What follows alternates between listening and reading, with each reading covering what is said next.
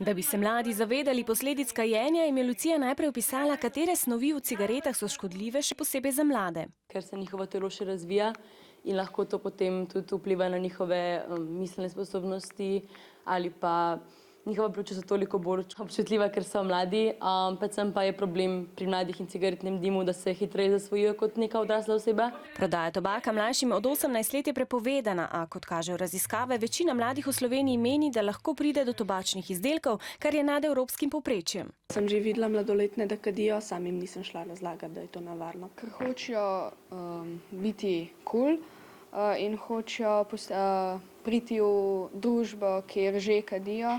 Ker mislijo, da jih se bojo zaradi tega pomirili, boljš počutili, pač bi mogli vedeti, da to lih ni res. Že zdaj so na škatlicah napisi, kot naprimer kadilci umirajo mlajši in kajenje ubija. Po novem naj bi bile na škatlicah tudi fotografije, predvsem mladoletne želijo z njimi odvrniti od kajenja. Po moje jih bo manj, zaradi tega, ker slikce so po moje dosti precej nagnusne.